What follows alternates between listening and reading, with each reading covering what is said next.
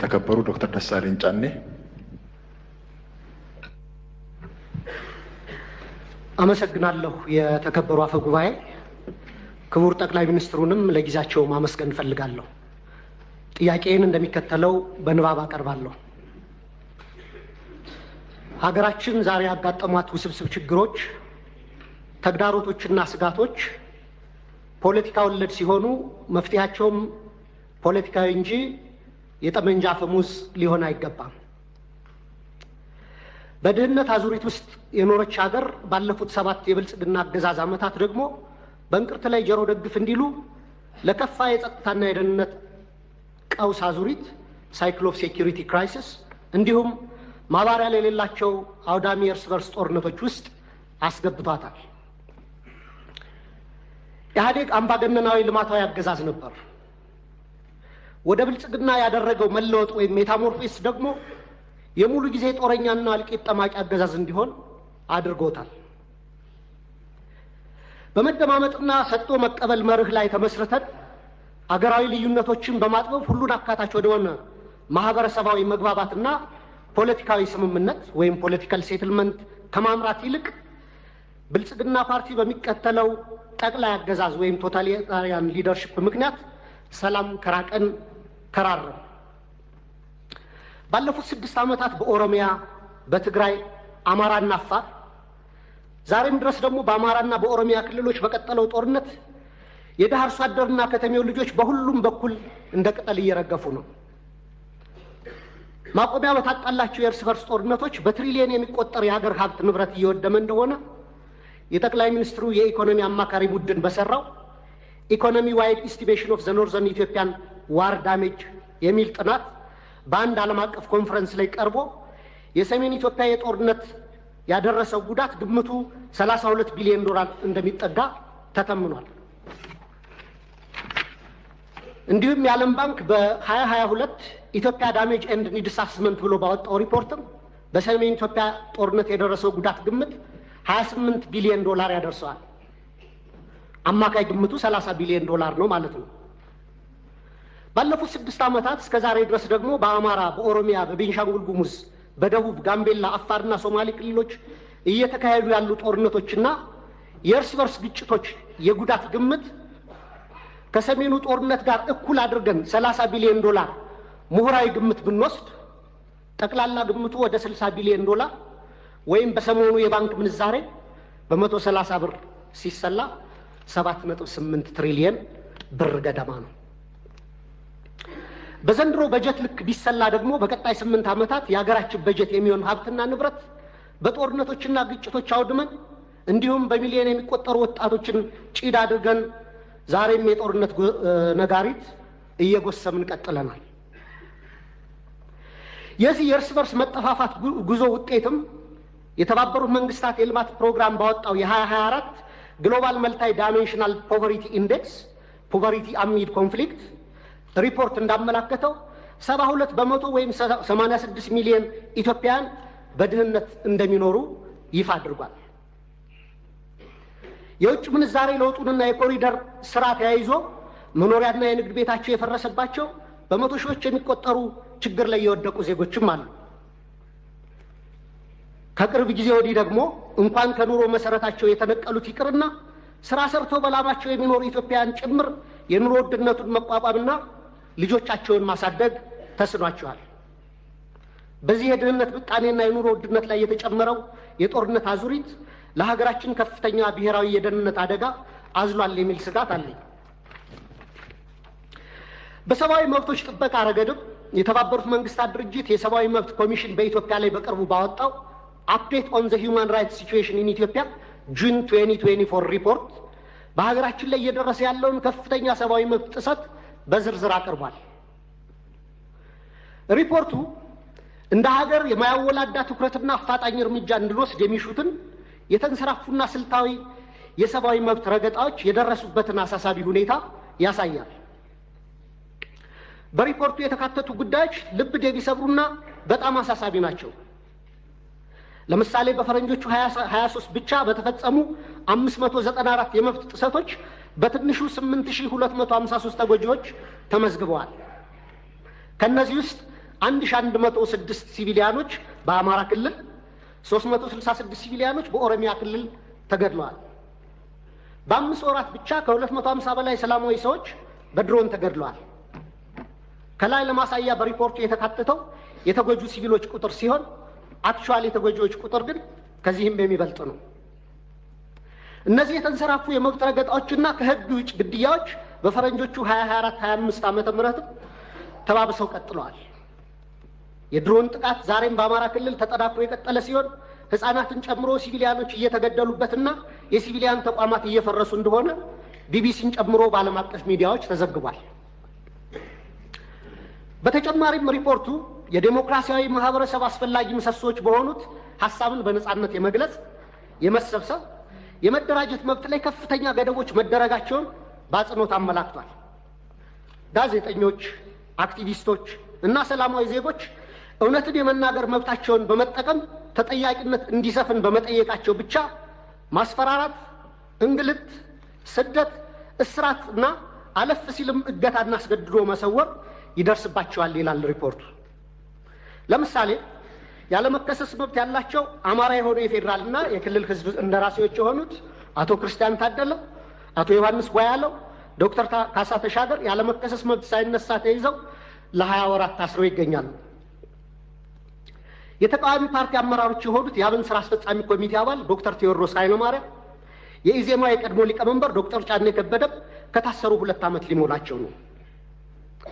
በተመሳሳይ በርካታ የአማራ ጋዜጠኞች እንደ ምሳሌ መስከረም አበራ፣ ገነት አስማማ፣ ጋዜጠኛ ጎበዜ ሲሳይ፣ ጋዜጠኛ አባይ ዘውዱ፣ ጋዜጠኛ ዳዊት በጋሻውና ቴዎድሮስ ንብረት፣ የአማራ ምሁራን የሆኑት ዶክተር ወንዶሰን አሰፋ፣ ረዳት ፕሮፌሰር ሲሳይ ብቸው፣ ፕሮፌሰር ማረጉ ቢበይን፣ ዶክተር ዘሪሁን ባህሪ፣ ዶክተር መሰረት ቀለመወርቅ፣ ዶክተር ገብረአብ አረሙ፣ ረዳት ፕሮፌሰር ዳኛ አበበን የመሳሰሉ ምሁራን እና ጠበቃ ለልይ ምረቱና ጠበቃ ኤርሚያስ መኩሪያ አይነት የህግ ባለሙያዎች እንዲሁም የመንግስት ሰራተኞችና ወጣቶች በአጠቃላይ 182 የሚደርሱ አማራዎች በ25 የሽብርና ህገ መንግስታዊ ወንጀሎች መዝገብ ተከሰው ያለ ፍትህ ለ20 ወራት በፍርድ ቤት ይመላለሳሉ። የዘገየ ፍትህ እንደተነፈገ ይቆጠራል እንዲሉ የፍትህ ስርዓቱ ዛሬም ቀልጣፋና ፍትሃዊ ውጤት ማምጣት እንዳልቻለ አመላካች ነው። በኢህአዴግ ጊዜ ይደረግ እንደነበረው ሁሉ ፍርድ ቤት በተደጋጋሚ ይመላለሳሉ። ፍትህ ግን እንደ ሰማይ ርቋቸዋል። በጦር ሜዳ እያዋጉ ተይዘው የታሰሩ የህወሓት አመራሮችን በአጭር ጊዜ የፈታ መንግስት በገዢው ፓርቲ አሰራሮች ላይ የሰላ ትችት የሚሰነዝሩ አማራዎችን ይህን ያህል ጊዜ ያለ ፍርድ ማሰር የገዢውን ፓርቲ አባላት ጠር ፖሊሲዎች በግላጭ የሚያሳይ ነው። የአማራ ክልሉን ጦርነት ተከትሎ ለ10 ወራት የቆየው አስቸኳይ ጊዜ አዋጅ በታወጀበት ባለፉት 20 ወራት ውስጥም በሺዎች የሚቆጠሩ አማራዎች መታወቂያቸው እየታየና በብሔር እየተለዩ ኢተኒክ ፕሮፋይሊንግ እየተደረጉ ታስረዋል። ኢሰብአዊ ለሆኑ አያያዞች መጋለጣቸውንም መንግስታዊ የመብቶች ተቋም ኢሰመቁና ዓለም አቀፍ ድርጅቶች ጭምር ገልጸውታል።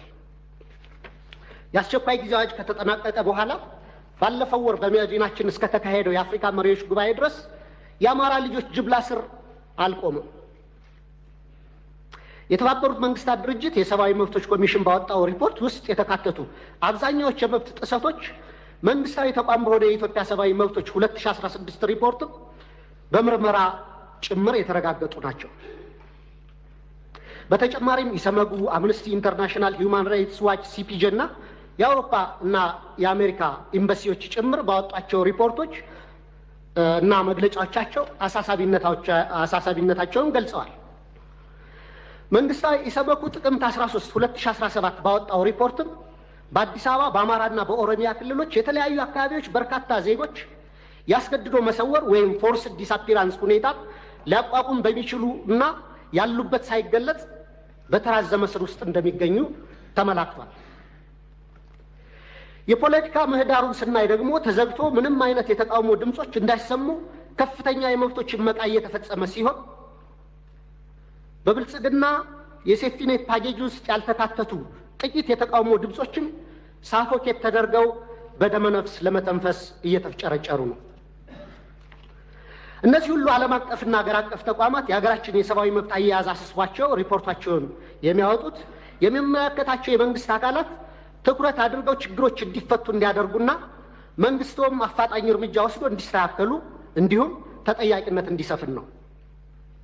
የህዝብ ተወካዮች ምክር ቤትም አንድም ቀን እንኳ ሁኔታውን በተመለከተ በምክር ቤቱ ስብሰባዎች አጀንዳ አድርጎ አለመወያየቱ፣ ሁኔታውን በተመለከተም በአስፈጻሚው ላይ በቂ ክትትልና ቁጥጥር አለማድረጉ፣ በህገ መንግስቱ በተሰጠው ስልጣን መሰረት አንድም የእርምት እርምጃ አለመውሰዱ በታሪክና በትውልድ ፊት ተጠያቂ የሚያደርገው ነው።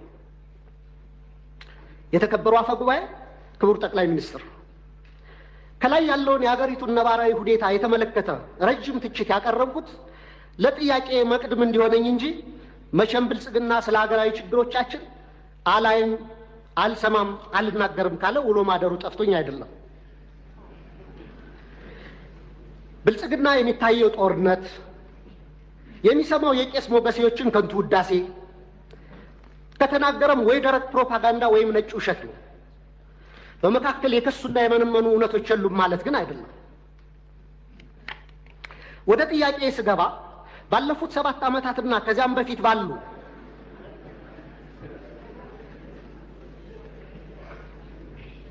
አስርት ዓመታት በኢትዮጵያ ውስጥ በተለይም በአማራ፣ በኦሮሚያ፣ በአፋር፣ በትግራይ፣ በደቡብ፣ በቤንሻንጉል ጉሙዝ፣ በጋምቤላና በሌሎችም አካባቢዎች ለተፈጸሙ ሰፊ የሰብአዊ መብት ጥሰቶች ግሮስ ሂውማን ራይትስ ቫዮሌሽንስ፣ በሰብአዊነት ላይ ለተፈጸሙ ወንጀሎች ክራይም አጌንስት ሂውማኒቲ፣ የጦር ወንጀሎች እንዲሁም የዘር ማሳሳትና የዘር ማጥፋት ወንጀሎች መፈጸማቸውን መንግስቱ እውቅና የማይሰጠውና ኃላፊነት የማይወስደው እንዲሁም ገለልተኛ ዓለም አቀፍ ምርመራዎች እንዲካሄድ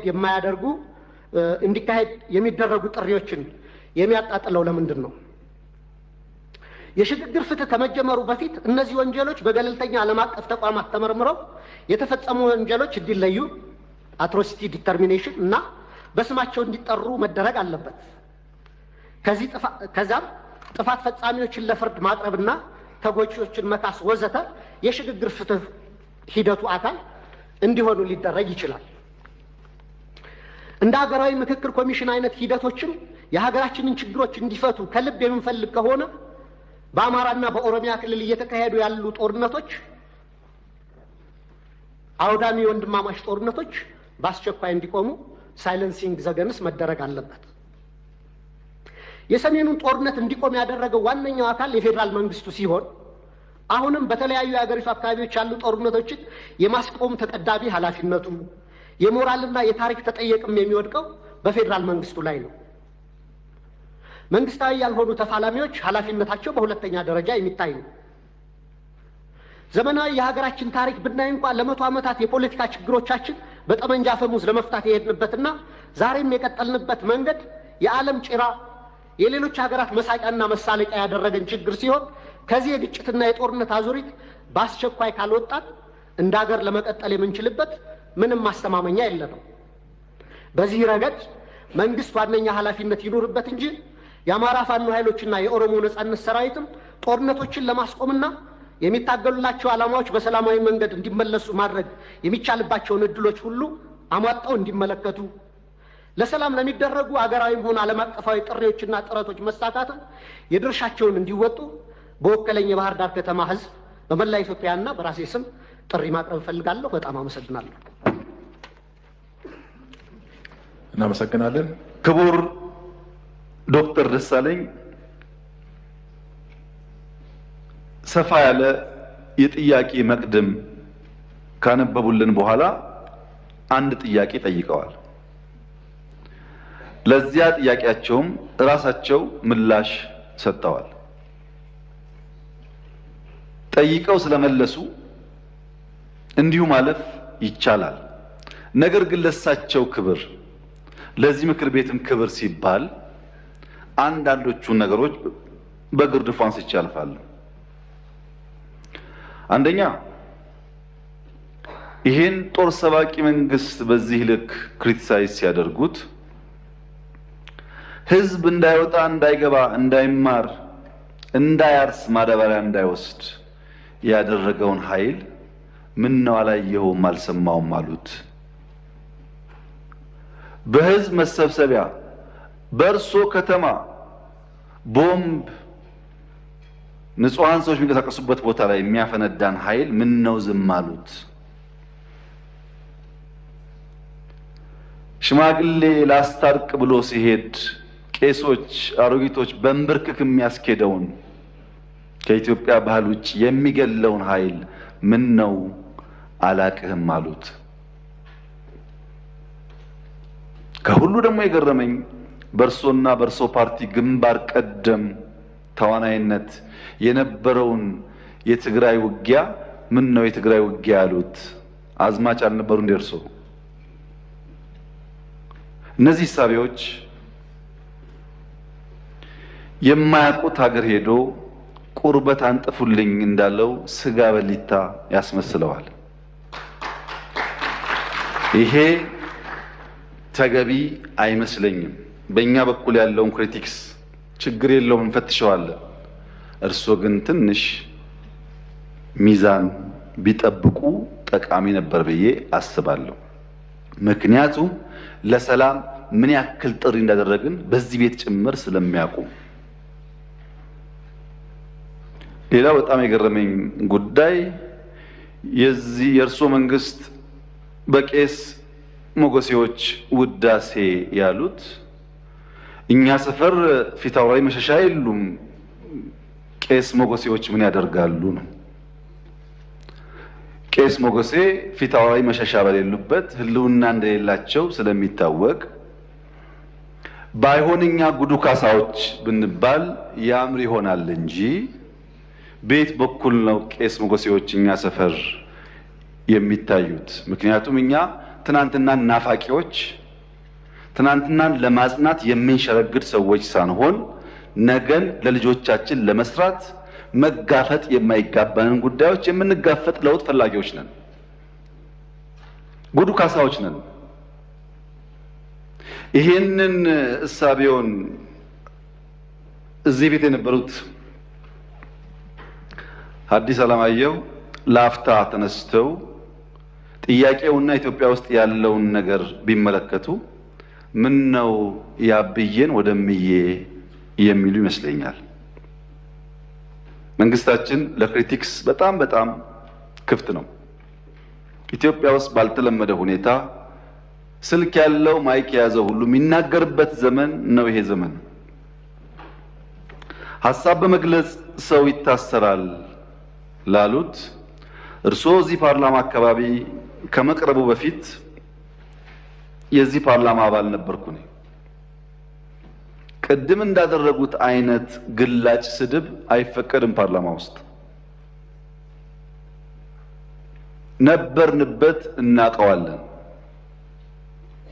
ሰው በንግግሩ የሚታሰር ከሆነ ጦረኛ፣ ግጭት ጨማቂ፣ ጆሮ የሌለው ከሚል በላይ ስድብ ምን አለ? እዚህ ፊት ለፊታችን ሆነው እየተሳደቡ እንኳን ካልታሰሩ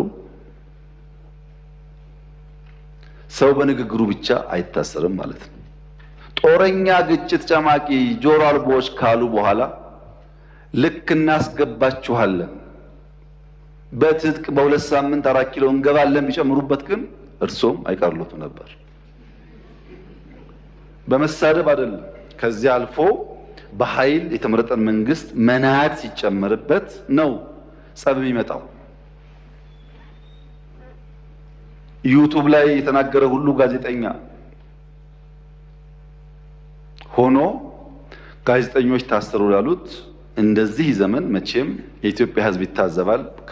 ከፓርላማም ውጭ ሰው እንዳሻው የሚናገርበት ዘመን፣ ሁሉ ጉዳይ ፖለቲካ የሆነበት ዘመን ያለ አይመስለኝም።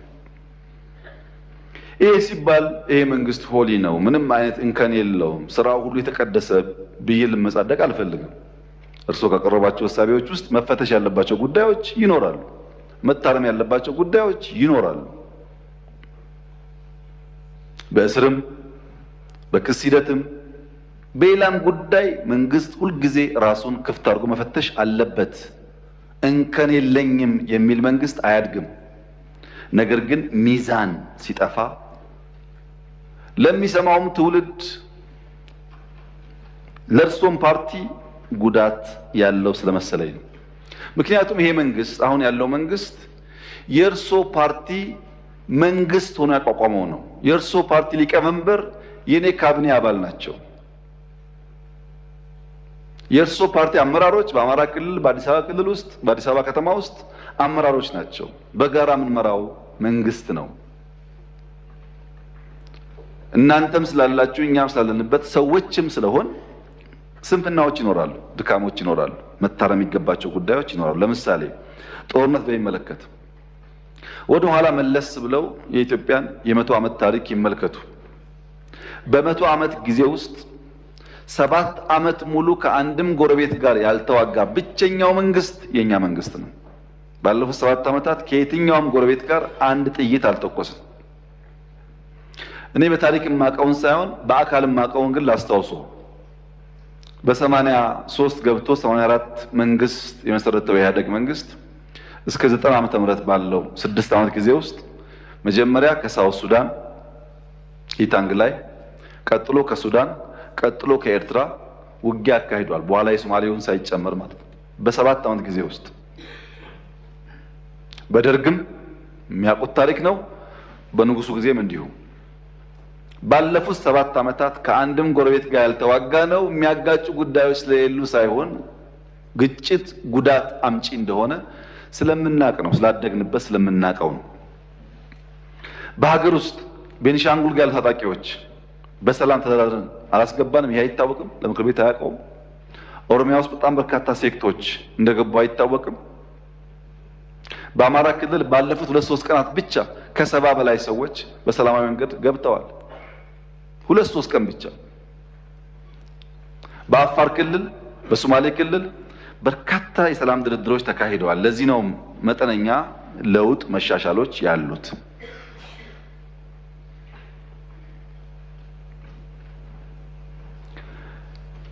ስለታሰሩ እስረኞች ያነሱት ይህ ፓርላማ እነዚህን እስረኞች ስንቴ ጎበኛቸው? ሄዳችሁ አላያችሁም? አልጎበኛችሁም? በሚዲያ ይቻል ውስጥ ጎበኙ። ድሮ እንኳን ፓርላማ በእንደዚህ አይነት ጉዳይ የታሰሩ ሰዎች መጎብኘት ይቅርና ታሳሪዎቹ ራሳቸው ከእስር ሲፈቱ የት ቦታ እንደታሰሩ አያውቁም። ተሸፍነው ገብተው ተሸፍነው ይወጣሉ።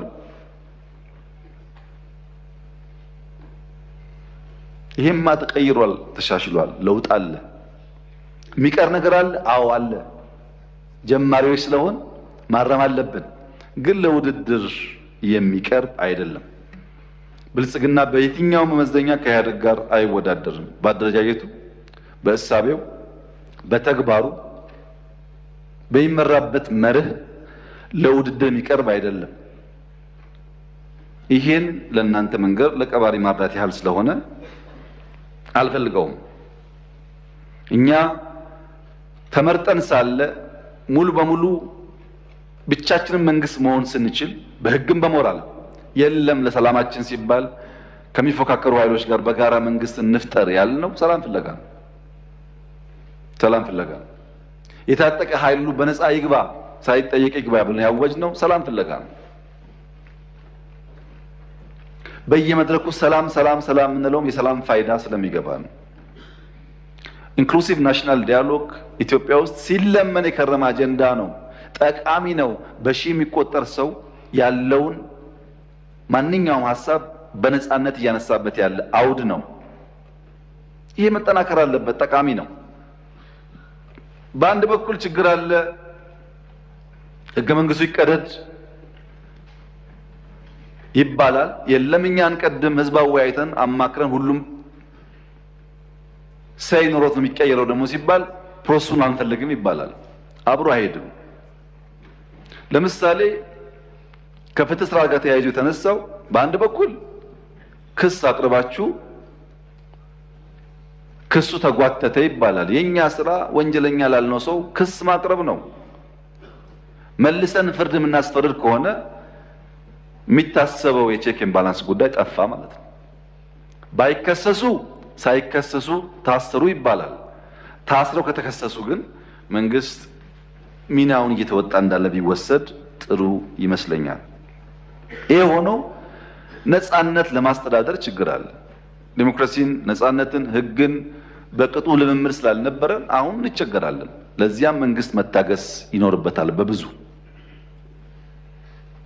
ባለፈው ፓርላማ ላይ ድርድር እያካሄድን ነው ከተቃዋሚዎች ጋር ብያችሁ ነበር። ከኦነጎችም አማራ ክልል አካባቢ ካሉ የሚንቀሳቀሱ ኃይሎችም ድርድሮች ነበሩ። በነገራችን ላይ በአማራም በኦሮሚያም በየትኛውም ጎጥ ያለ የጎበዝ አለቃ በየትኛውም ጎጥ ያለ በግራም በቀኝ ይደራደራል። እኔ አይደለሁም እሱ ነው ይላል እንጂ ሲወጣ ይደራደራል፣ ሽማግሌ ይልካል። ልክ እኔ ካልኩ በኋላ ግን የሚደራደረው ኤክስ ነው፣ መደራደር ተገቢ አይደለም ብሎ የሚዘምተው ደግሞ ራሱ የሚደራደረው አካል ነው። እዚሁ በሰላም ግቡ። መንግስት ሁልጊዜም እጁ የተዘረጋ ነው። በድርድር በሰላም ጉዳያችን ለመፍታት ትልቅ ፍላጎት አለን። ጥቅም ስለሌለው ዓላማውን ስለማያሳካ 5 ዓመት ብንዋጋ 6 ብንዋጋ ማንም ሰው 4 ኪሎ ስለማይደርስ ዋጋ የለውም። ዓላማ ለሌለው ነገር ደግሞ መጋደል ተገቢ ነው። ሰላሙ ከማንም በላይ እኛ የምንፈልገው ጉዳይ እንደሆነ ቢታሰብ። ሁሉ ነገር ጨለማ ነው፣ ሁሉ ነገር ጥፋት ነው፣ ሁሉ ነገር አዘቅት ነው፣ ሁሉ ነገር የለም ላሉት ክቡር ዶክተር ደሳለኝ እኔ ለእርሶ ነው ያዘንኩት። ምክንያቱም በዚህ ሁሉ ጨለምተኝነት፣ በዚህ ሁሉ ፔሲሚዝም ድንገት እድል ቢቀናውት ለኢትዮጵያ ሕዝብ ምንድን ነው የሚሰጡት? እርሶ በጨለማ ተውጠው ከጨለማ ብርሃን ያወጣ፣ ከጭንቀት ብርሃን ያወጣ ተስፋ እንዴት አይሰንቁም? ይሄን አልቻላችሁም እኔ መጥቼ ቀይረዋለሁ እንኳን ቢሉን ነው የሚሻለው እንጂ ሁሉ ነገር ጨለማ ከሆነ ጥሩ አይደለም። ፖለቲካ የሚፈለገው በጨለማ ውስጥ በችግር ውስጥ ተስፋን ማሳየት ነው፣ ለውጥን ማሳየት ነው፣ ወደዚያ ሰውን መምራት ነው፣ መጨበጥ ነው እንጂ ችግር ብቻ መናገር አይደለምና የምንውልበት የምንሰማው የምንነጋገርበት ጉዳይ በገደል ማሚቱ ተመልሶ እያስተጋባብን እሱ ነገር እየኖርነው እንዳይሆን ጥንቃቄ ቢደረግ መልካም ነው ለማለት ነው። እርሶ ምላሽ እንደማይፈልጉ ቢናገሩም ለተከበረው ምክር ቤት ክብር ሲባል አንዳንዱ ጉዳይ ቢታይ ብዬ ነው። ካነሷቸው ጫፍ የወጡ ክሪቲክሶች እና ሂሶች መካከልም ቢሆን ለኛ ጠቃሚ የሚሆኑትን ጉዳዮች ግን ፈትሸን እንወስዳለን። ማደግ ስለምንፈልግ መለወጥ ስለምንፈልግ ከማንም ወገን የሚነሳ ክሪቲክስ በግርድፉ መጣል አንፈልግም። ሚዛናዊነት ግን ከርሶ እና ከመሰሎቹ እንጠብቃለን ለማለት ነው። ትምህርትን በሚመለከት የተነሳው ጥያቄ ትክክለኛ ጥያቄ ነው። የተከበረው ምክር ቤት እንዲገነዘብ የምንፈልገው ነገር በየከባቢው የምንዋጋቸው ሰዎች የድንቁርና ጌቶች ናቸው። የምንዋጋው ከድንቁርና ጌቶች ጋር ነው። እነዚህ ሰዎች አትማሩ፣ አትታከሙ፣ አትረሱ የሚሉ ናቸው። የሚገርመው አንድ አካባቢ ላይ የኤችአይቪ፣ የስኳር፣ የወባ መድኃኒት ከፋርማሲ አውጥተው የሚደፉ ግን ለዛ ህዝብ የሚታገሉ ኃይሎች ያሉበት ማዳበሪያ ለህዝቡ እንዳይደርስ የሚጥሩ ናቸው። ትምህርት ምን ያደርግላቸዋል? የጅብ ቆዳ እጃቸው ላይ አስረው ጥይት አይመታንም ብሎ የሚታገሉ ሰዎች ትምህርት ምን ያደርግላቸዋል? በቅርቡ አንድ ቦታ ላይ የጅብ ግልገል ተሸክመው ሲሄዱ አገኘናቸው። ለምን ሲባል ጥይት እንዳይመታን እና እነዚህ ድንቁርና ጌቶች ትምህርት እንዳይስፋፋ በብዙ እየጎዱን ይገኛሉ። ልጆቻችን እንዳይማሩ የድሮ ሽፍቶች እንኳን በየአካባቢያቸው ያሉ መድረሳና አብነት ትምህርት ቤቶች አይዘጉም። ሽፍቶች ናቸው። አብነት ትምህርት ቤት አይነኩም፣ መድረሳ አይነኩም። የአሁኖቹ ከነሱም የባሱ ናቸው። ሎሬት ጸጋዬ እንዳይነግርህ አንዳች እውነት የሚል ግጥም አለው። በግርግር በጩኸት በመረበሽ ዝግ ብሎ ባለማሰብ ከእውነት ለመደበቅ የሚደረግ ሙከራ ስላለ በዜጎች ላይ ከፍተኛ ጉዳት እያመጣ ነው። በእኛ በኩል በተገኘው አጋጣሚ ሰፋፊ የትምህርት ቤት ጥገናዎች፣ በተለይ ሁላችሁም እንደምታውቁት ኤርሊ ኤጁኬሽን ኪነጋርደን ላይ ዜሮ ክፍል ላይ ሰፋፊ ስራ እየሰራን ነው። ከመጽሐፍ ሽያጭም ሳይቀር አብዛኛው የገነባነው ትምህርት ቤት ነው። ትምህርት ያስፈልጋል የሚል የጸና እምነት ስላለን ይሄን ወደፊትም በሚቻል አጋጣሚ ሁሉ ከህዝባችን ጋር በመሆን እያሰፋን የምንሄደው ጉዳይ ይሆናል።